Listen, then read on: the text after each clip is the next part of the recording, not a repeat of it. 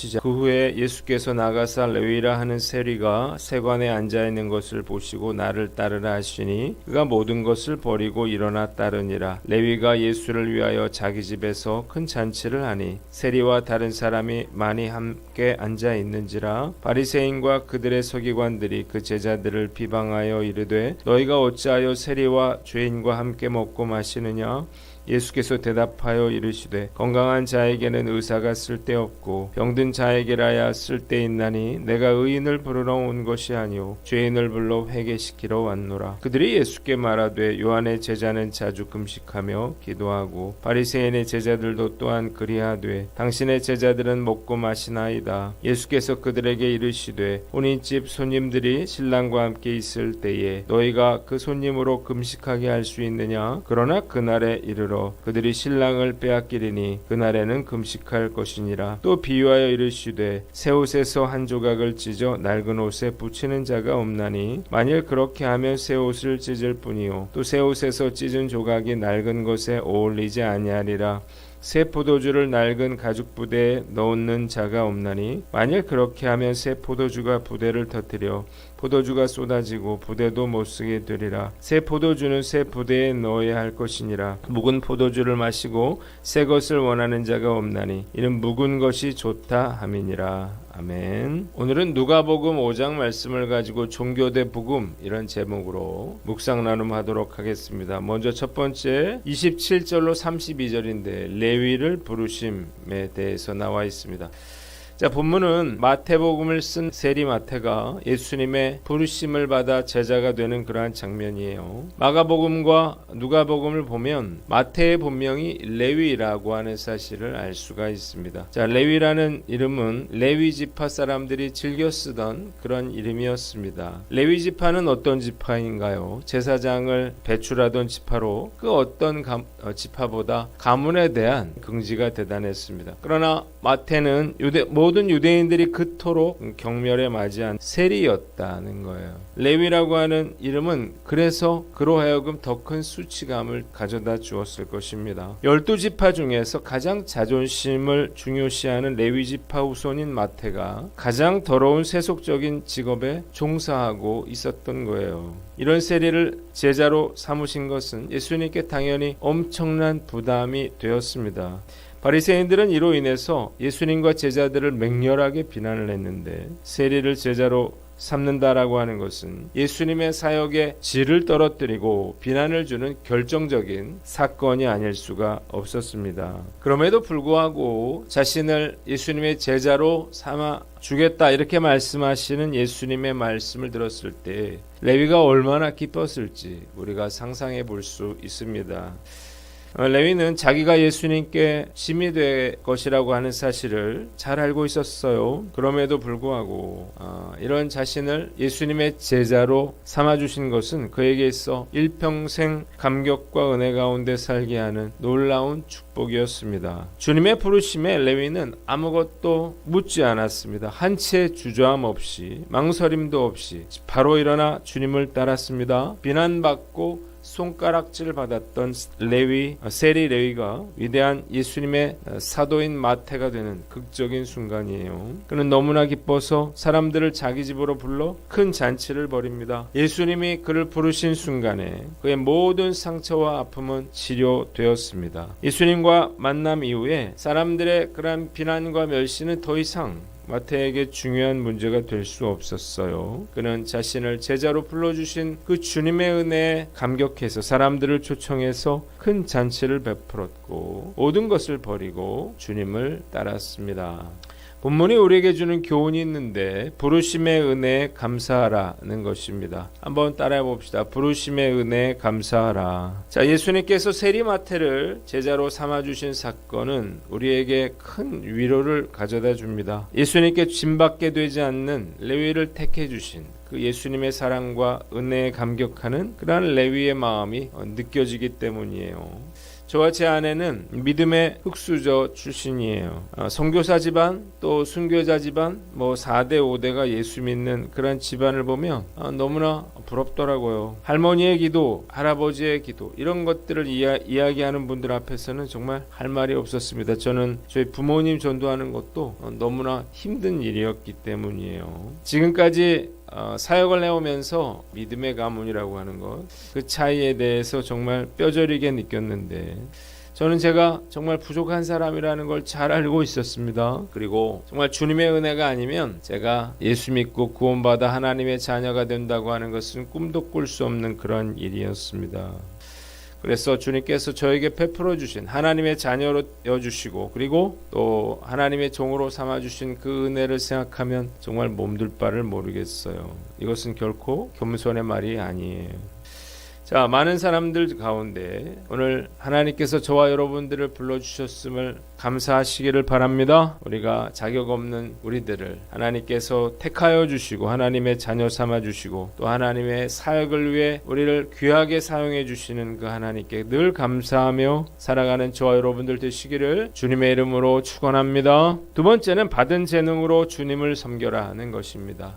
마태는 성경 중에서도 사복음서 또 사복음서 중에서도 가장 많이 사랑받는 마태복음을 기록을 했어요. 자, 사복음서를 지은 제자들은 4명밖에 되지 않습니다. 마태, 마가, 누가, 요한인데요. 마가는 사도 바울과 함께 사역할 만큼 사역 범위가 넓었죠. 누가는 의사였고 요한은 많은 환상을 통해 계시록을 기록을 했는데 자, 다른 제자들이 아닌 마태가 마태복음을 기록할 수 있었던 이유가 무엇인가? 첫째로 세리 특유의 꼼꼼함입니다. 마태복음은 마가복음을 가지고 마태가 기록한 유대인들을 위한 그러한 복음서였습니다. 마태는 구약에 예언된 그리스도가 예수님이라고 하는 사실을 아주 치밀하고도 꼼꼼하게 묘사했는데 마태가 세리라는 그의 직업상 쓰고 기록하는 또 보관하는 일에 익숙했고 여러 언어를 그가 구사할 수 있었던 사람이었을 것이다. 이렇게 우리가 추측할 수 있습니다. 회계장부가 얼마나 복잡한가요? 마태는 이런 일에 능숙했어요. 그래서 그는 예수님의 말씀과 행적을 이렇게 정확하게 기록할 수가 있었던 거예요.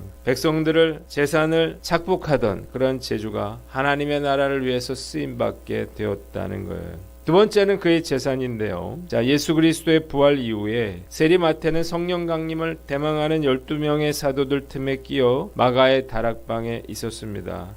이후 예루살렘 초대교회 설립 멤버로서 헌신하면서 최선을 다했는데요. 마태가 당대 대부호라고까지는 생각되지 않지만 상당히 부유했던 것만은 사실이었던 것 같아요. 그는 자신이 소유했던 모든 재산을 팔아서 어려운 사람들을 돕고 초대교회를 세우는 데 있어 지대한 역할을 하게 되었습니다. 젊은 날 마태는 세리로서 이웃과 타인들을 괴롭히면서 타락한 인생을 살았습니다. 그저 돈을 모으는데 그의 모든 인생을 허비했습니다. 그러나 예수님께서는 그의 재능과 물질까지 복음 사역을 위해 사용받게 하셨다는 거예요. 뭘 알 수 있습니까? 작은 재능이라도 하찮은 재능이라도 주님께서 얼마든지 이렇게 크게 사용하실 수 있다고 하는 거예요.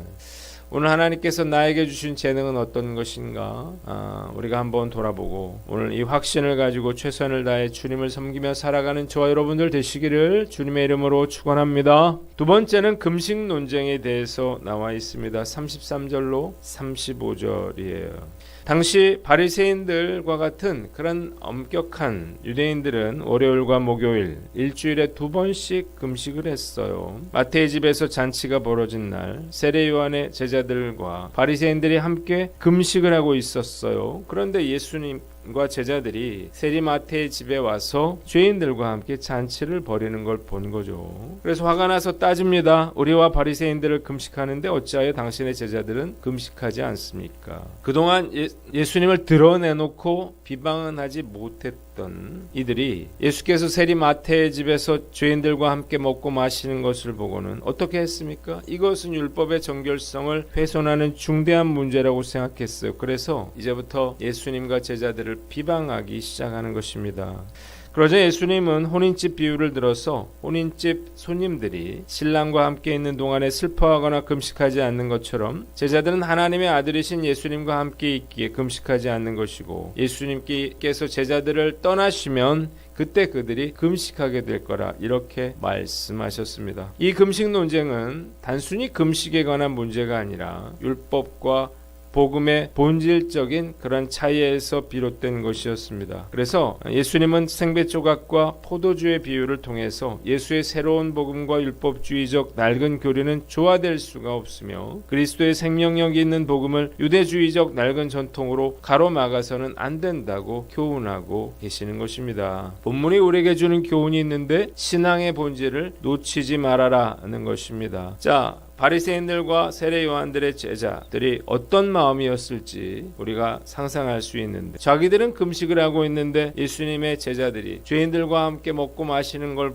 보고 화가 날 수밖에 없었겠죠. 안타깝게도 이들은 죄사함과 구원의 기쁨과 감격에는 무관심했고 오직 율법적이고 형식적인 금식에만 관심을 가지고 있었습니다. 그래서 외식의 죄뿐만 아니라 비난과 정죄의 죄를 토하고 있는 거예요. 자, 신앙 연수가 오래됐습니까? 말씀에 대해 많이 배웠습니까? 그래서 엄격하고 철저한 그러한 경건 생활을 하고 있습니까? 그렇다면 그럴수록 오히려 형식적이고 율법적인 신앙생활에 빠질 수 있다는 사실을 깨달으시기를 바랍니다. 자기도 모르게 다른 사람들을 비난하고 정죄할 수가 있기 때문이에요. 교회마다 좀 화가 나 있어 보이는 분들이 있습니다. 대개는 교회 중직들이에요. 아마도 가장 그 교회에서 신앙생활을 열심히 잘하는 사람들일 것입니다.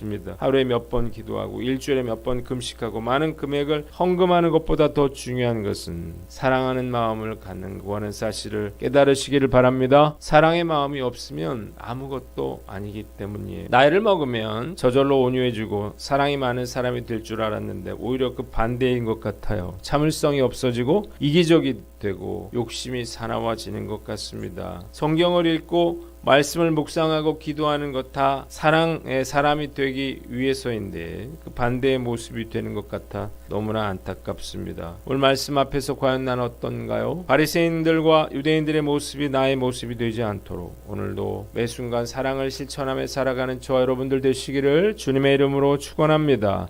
마지막으로 36절로 39절에 포도주 부대의 비유에 대해서 나와 있습니다. 예수님은 새 포도주와 가죽 부대의 비유를 통해서 예수님의 가르침을 유대인의 낡은 전통과의 의식 속에 결합하는 것은 마치 새 포도주를 낡은 가죽 부대에 담는 것과 같이 매우 부적절하고 어리석은 일이기에 예수님의 새롭고 생명력 있는 교훈을 받아들이려면 옛 생각을 버리고 예수님의 새로운 가르침을 받아들여야 한다, 이렇게 말씀하고 계시는 것입니다. 이 금식 논쟁은 그러니까 단순히 금식에 관한 문제가 아니라 율법과 복음의 본질적인 차이에서 비롯된 것이었다는 거예요. 그래서 예수님은 생배 조각과 포도주의 비유를 통해서 예수의 새로운 복음과 율법주의적인 낡은 교리는 조화될 수가 없으며 그리스도의 생명력이 있는 복음을 유대주의적 낡은 전통으로 가로막아서도 안 된다고 교훈하고 계시는 것입니다. 본문이 우리에게 주는 교훈이 있는데 복음의 가치관을 가져라는 것입니다. 자, 물론 우리는 바리새인들과 세례 요한의 제자들이 어떤 마음이었을지를 우리는 충분히 상상할 수가 있습니다. 자기들은 금식하고 있는데 예수님의 제자들이 죄인들과 함께 먹고 마시는 걸 보고 화가 난 거죠. 문제는 이들이 죄사함과 구원의 기쁨과 감격에는 관심을 두지 않고 오직 율법적이고 형식적인 금식에만 관심을 가지고 있었다는 거예요. 자, 오늘 과연 나는 어떤가? 우리가 한번 스스로를 돌아봐야 되겠죠. 우리가 복음의 시대를 살고 있으면서도 얼마든지 유대주의적인, 율법주의적인 그러한 가치관을 가지고 살아갈 수가 있습니다. 복음의 시대에는 복음에 맞는 그러한 가치관을 가지고 사시기를 바랍니다. 그래서 우리가 비난하거나 판단하기보다는 사랑하고 용서하고 덮어주고 가슴에 품고 기도해 주면서 살아가야 하는 거예요. 자, 오늘 말씀 앞에서 나 자신을 돌아보고 우리가 율법주의적인 가치관이 아니라 그 가치관을 가지고 살아가는 저와 여러분들 되시기를 주님의 이름으로 축원합니다. 기도하겠습니다. 하나님 아버지, 우리가 부르심의 은혜에 감사하며 신앙의 본질을 놓치지 않고 복음의 가치관을 가지고 살게 하여 주시옵소서.